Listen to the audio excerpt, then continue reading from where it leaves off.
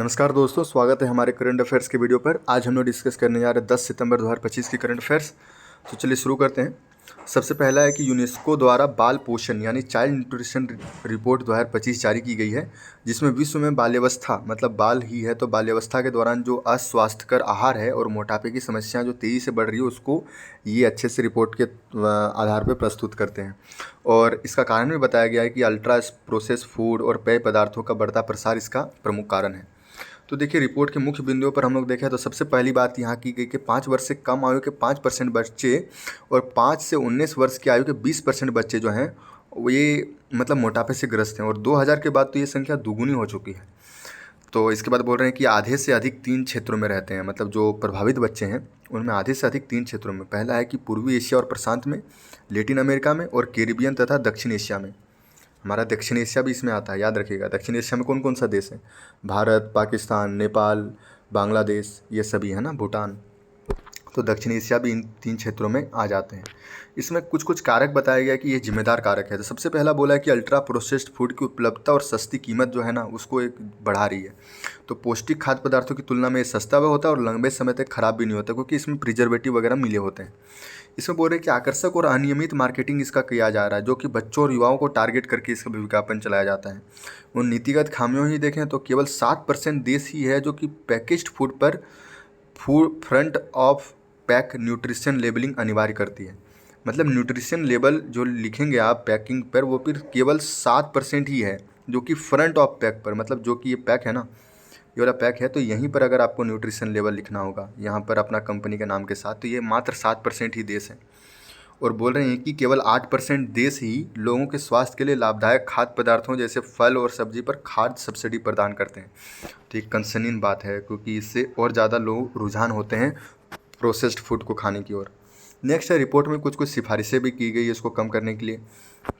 सबसे बोला गया कि ब्रेस्ट फीडिंग को बढ़ावा देना, माता के दूध के विकल्पों को मार्केटिंग पर अंतर्राष्ट्रीय संहिता को लागू करना है। जैसे माता के जो दूध हैं उनके विकल्प पर अंतर्राष्ट्रीय संहिता, एक प्रकार से कोड को लागू किया जाए, जो कि इसका मिसयूज ना कर सके लोग।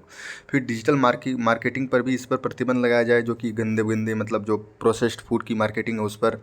फिर खाद्य पदार्थों से संबंधित संस्थागत व्यवस्था में बदलाव करना, जैसे उसकी उपलब्धता पर भी प्रतिबंध लगाया जा सकता है, और मार्केटिंग पर भी। फिर front of pack nutrition labelling इनको अनिवार्य करना चाहिए। भारत में भी ऐसा नहीं है, फ्रंट ऑफ पैक हम लोग नहीं देखते, हम लोग पीछे न्यूट्रिशन लेवल दिखाया जाता है।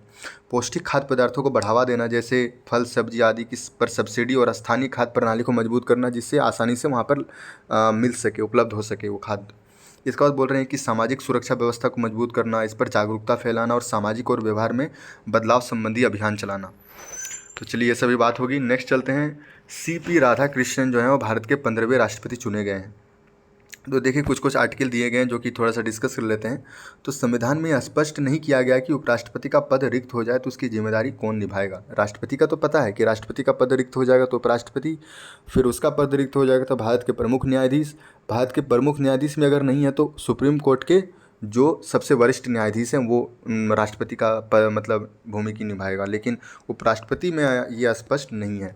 अब देखिए, 63 में कहा गया कि भारत का एक उपराष्ट्रपति होगा, 64 उपराष्ट्रपति राज्यसभा का पदेन सभापति होगा, और 65 कहा गया कि उपराष्ट्रपति जो है राष्ट्रपति की पद की आकस्मिक रिक्ति हो जाने के कारण या फिर राष्ट्रपति की अनुपस्थिति के दौरान राष्ट्रपति के रूप में कार्य करेगा और उसके कार्यों का निर्वहन करेगा। कौन? उपराष्ट्रपति। और 65 में कहा गया है ना।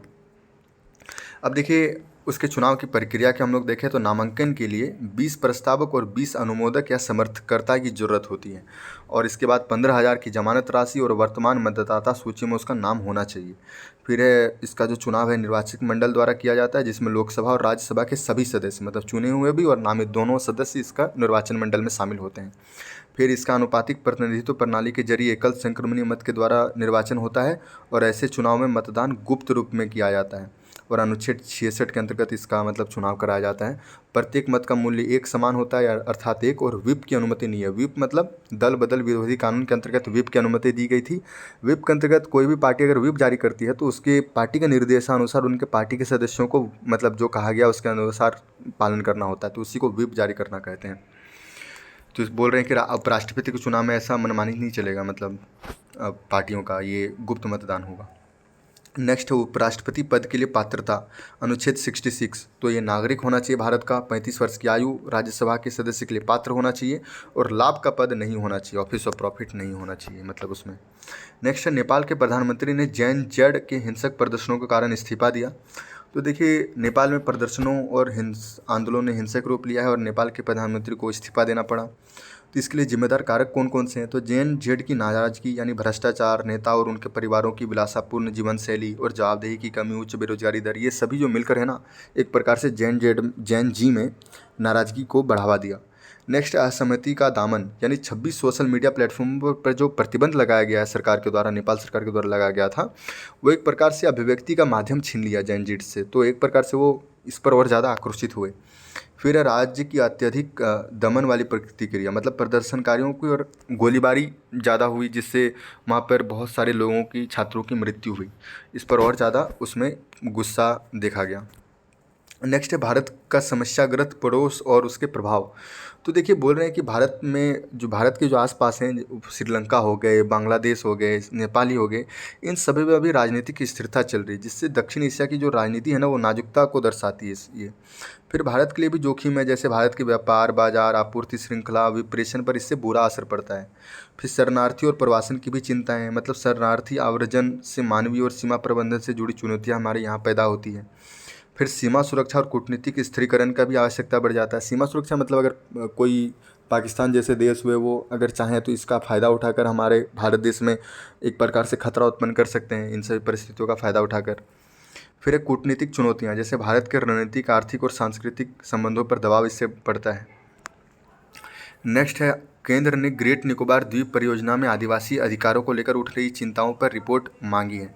तो देखिए ग्रेट निकोबार द्वीप परियोजना जो है, ये परियोजना 2022 में द्वीपों के समग्र विकास कार्यक्रम के तहत सैद्धांतिक वन स्वीकृति और पर्यावरणीय स्वीकृति दे दी गई थी वहाँ पर। इसका नेतृत्व नीति आयोग कर रहा है और अंडमान और निकोबार द्वीप समूह एकीकृत विकास निगम जो है ना, इनके माध्यम से ये लागू किया जाएगा। ये 130, मतलब सोचिए कि 130 वर्ग किलोमीटर वन भूमि को इसमें शामिल किया जाएगा, जिसमें 50% क्षेत्र तो हरित विकास के लिए सुरक्षित रखा गया है, जहाँ पे पेड़ नहीं काटे जाएंगे। बोल रहे हैं कि योजना में निम्नलिखित विकास शामिल है। सबसे पहला है कि गैलेथिया बे। तो गैलेथिया बे में इंटरनेशनल कंटेनर ट्रांसशिपमेंट टर्मिनल बनाया जाएगा। तो याद रखिएगा, गैलेथिया बे में इंटरनेशनल कंटेनर ट्रांसशिपमेंट टर्मिनल बनाया जाएगा। एक ग्रीनफील्ड हवाई अड्डा बनाया जाएगा, टाउनशिप बनाया जाएगा एक, और एक 450 मेगावाट क्षमता वाली गैस और सौर ऊर्जा आधारित बिजली संयंत्र बनाई जाएगी। अब GNIP से संबंधित मुद्दे देख लेते हैं। तो सबसे पहला है कि जनजातीय अधिकार, यानी सोम्पेन हो गया, निकोबारी आदिवासी हो गया, ये सभी जो है ना यहाँ पर रहते थे पहले, तो इन सभी को एक प्रकार से खतरा उत्पन्न हो जाएगा इनके अधिकार को लेकर। फिर जैव विविधता अगर हम लोग देखें तो गैलेथिया बे, जहाँ पर मैंने बोला कि इंटरनेशनल कंटेनर ट्रांसशिपमेंट टर्मिनल बनेगा, तो ये दुनिया के सबसे संकटग्रस्त जो है ना लेदरबैक कछुए और निकोबार मेगापोड, इन सभी के नेस्टिंग स्थलों में से एक है। तो और ये एक प्रकार से चिंता का विषय दिखाता है। फिर है वन अधिकार अधिनियम 2006 के बारे में देखें तो ये ऐतिहासिक अन्याय को समाप्त करता है, मतलब वहाँ पे वनों में रह रहे समुदाय के और आजीविका और खाद्य सुरक्षा को उनके सुनिश्चित करता है। इसकी विशेषताओं को देखें तो व्यक्तिगत अधिकार और सामुदायिक अधिकार दोनों को मान्यता देता है, जिसमें पर्टिकुलर वल्नरेबल ट्राइबल ग्रुप्स को उनके परंपरागत क्षेत्रों में निवास और आजीविका का सामुदायिक अधिकार देता है। और वन अधिकारी समिति जो है ना, उनको ये सुनिश्चित करेगा ये कि इनके दावों का सत्यापन और समाधान हो सके, मतलब जो इनके वन अधिकार हैं उनका सही उनका पालन हो, ये वन अधिकार समिति डिसाइड करता है, मतलब सुनिश्चित करता है। जिला स्तरीय समिति होता है ये। अब नेक्स्ट चलते हैं, पर्यावरणीय वन और जलवायु परिवर्तन मंत्रालय ने स्वच्छ वायु सर्वेक्षण पुरस्कार 2025 की घोषणा की है। इस राष्ट्रीय स्वच्छ वायु कार्यक्रम के तहत 130 शहरों में किए गए स्वच्छ वायु सर्वेक्षण 2025 में के मतलब अंतर्गत ये दिया गया है। और हम लोग इस पर नज़र अगर हम लोग देखें स्वच्छ वायु सर्वेक्षण पुरस्कार 2025 में, तो 11 शहरों को सर्वश्रेष्ठ प्रदर्शनकर्ता शहरों के रूप में सम्मानित किया गया है। इसमें श्रेणी 1 में है 10 लाख से अधिक आबादी, तो प्रथम स्थान है इंदौर, इसके बाद है जबलपुर। श्रेणी 2 में है 3 से 10 लाख की आबादी, इसमें है अमरावती और झांसी। और श्रेणी 3 में है 3 लाख से कम आबादी, जिसमें है देवास। तो मैंने ये दोनों नाम इसलिए बोले क्योंकि ये दोनों यहाँ से पढ़ते हैं, यूपी से, तो यूपी का भी एग्ज़ाम आ रहा तो ये पूछ सकते हैं ना, जबलपुर और झांसी। इसके बाद है राष्ट्रीय स्वच्छ वायु कार्यक्रम की हम लोग थोड़ा सा देखते हैं। तो इसमें बोला गया है कि ये केंद्रीय पर्यावरण, वन और जलवायु परिवर्तन मंत्रालय के द्वारा 2019 में शुरू किया गया था। फिर 24 राज्यों, केंद्र शासित प्रदेशों के 131 शहरों को इसमें शामिल किया गया है। और इसका लक्ष्य PM10 के स्तर को 2019-20 के स्तर से 2025-26 तक 40% तक कम करना या राष्ट्रीय परिवेशी वायु गुणवत्ता मानकों को प्राप्त करना है, यानी 60 माइक्रोग्राम पर मीटर क्यूब। इसके बाद राष्ट्रीय स्तर के केंद्रीय वायु प्रदूषण नियंत्रण बोर्ड जो है ना, इनकी कार्यान्वयन ये करती है। इसके बाद प्राण यानी गैर प्रदूषित शहरों में वायु प्रदूषण विनियमन के लिए जो पोर्टल है प्राण जिसका नाम है, उसे NCAP के कार्यान्वयन की निगरानी करता है ये प्राण। नेक्स्ट हम लोग चलते हैं। अब ये प्रीलिम्स की करंट अफेयर्स आ गई है। लोक प्रतिनिधि अधिनियम 1951 की धारा 29 है। तो ये धारा 29 है राजनीतिक दलों के पंजीकरण को लेकर है। और ये आवेदन करने वाले संगठनों के अभी जो मतलब संस्थापक सदस्यों की जो है ना पृष्ठभूमि की जांच पंजीकरण के समय ही अब करने का प्रावधान भारत के निर्वाचन आयोग ने किया है। तो पहले ऐसा नहीं होता होगा, लेकिन अभी जो है बोल रहे हैं कि अगर आप राजनीतिक दलों का निर्वाचन कराइएगा तो आपको अभी ही मतलब पृष्ठभूमि की जांच करानी पड़ेगी उसके सदस्यों की। फिर इसमें नेक्स्ट बोला गया है कि RP अधिनियम 1951 की धारा 29 है। तो राजनीतिक दलों को अपनी स्थापना के 30 दिनों के भीतर निर्वाचन आयोग के पास पंजीकरण कराने का आवेदन करना होगा और पंजीकरण के संबंध में निर्वाचन आयोग का निर्णय अंतिम होगा। नेक्स्ट है UK India infrastructure financing bridge. तो देखिए एक रिपोर्ट है, ये रिपोर्ट जारी किया गया है और भारत सरकार के लिए खरीद प्रक्रिया को विश्व स्तर पर मान्यता प्राप्त फ्रेमवर्क के अनुरूप बनाना चाहिए। परियोजनाओं के संचालन से जुड़े जोखिमों का समाधान करना चाहिए। अप्रत्याशित नीतियों और अस्पष्टता की धारणा को दूर करना चाहिए। ये सभी रिपोर्ट में कहा गया है। तो ये जो UK India infrastructure financing bridge जो है, ये नीति आयोग और लंदन शहर का द्वारा संयुक्त रूप से संचालित सहयोगात्मक पहल है।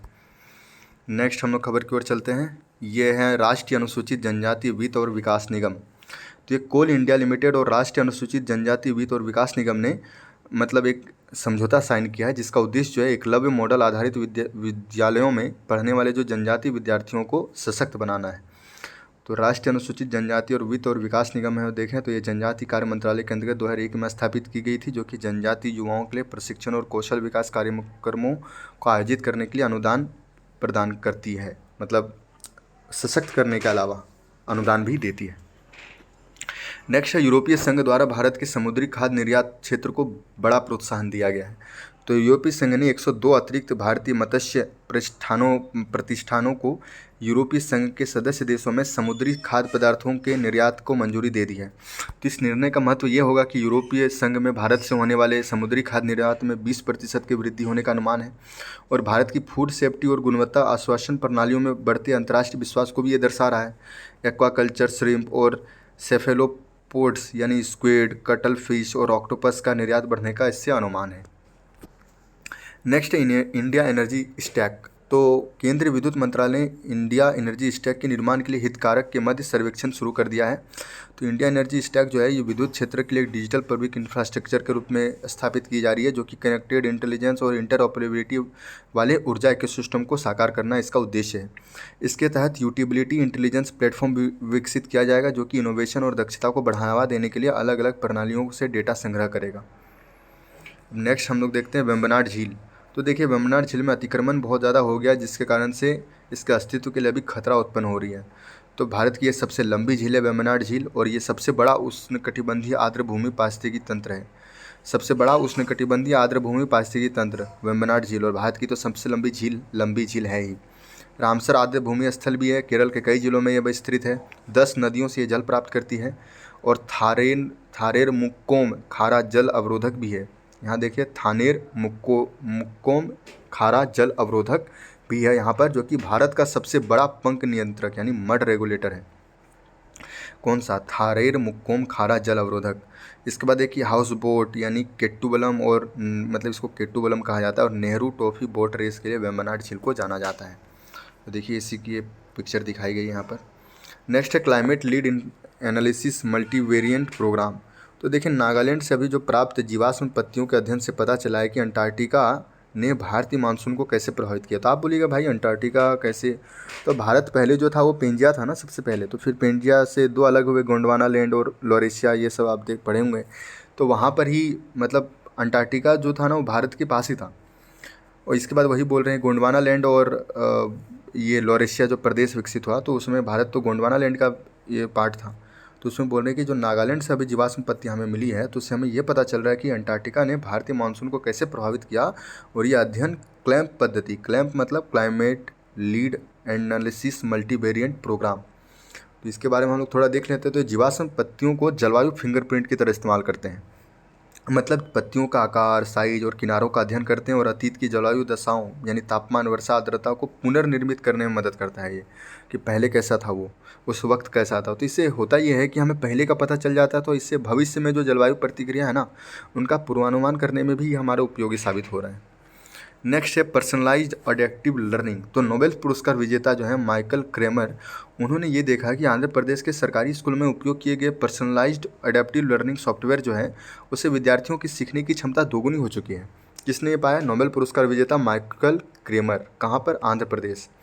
तो देखिए इससे होता यह है कि विद्यार्थियों की व्यक्तिगत ज़रूरतों के हिसाब से वो मतलब ढल जाता है पढ़ने का जो तरीका है।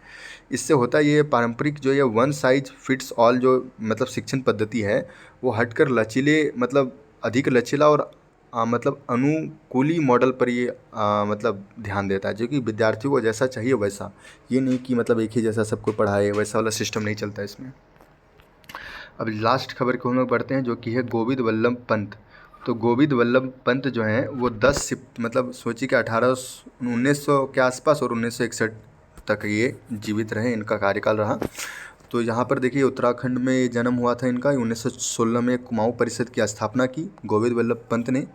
फिर स्वराज पार्टी के मतलब टिकट पर ये विधान परिषद से भी चुनाव लड़े थे। इसका योगदान ये था कि नमक मार्च और भारत छोड़ो आंदोलन में भाग लिए। सविनय अवज्ञा आंदोलन की योजना बनाने की वजह से इनको गिरफ्तार भी किया गया। उत्तर प्रदेश के अब पहले मुख्यमंत्री थे। 1955 से 1961 तक भारत के गृह मंत्री भी रहे। और राज्यों का जो इस वक्त जो है ना, राज्यों के भाषा के आधार पर जो पुनर्गठन किया जा रहा था, उस वक्त के भारत के गृह मंत्री यही थे, तो यही संभाल रहे थे उस चीज़ को। और 1957 में इसे भारत रत्न से भी सम्मानित किया गया, गोविंद वल्लभ पंत।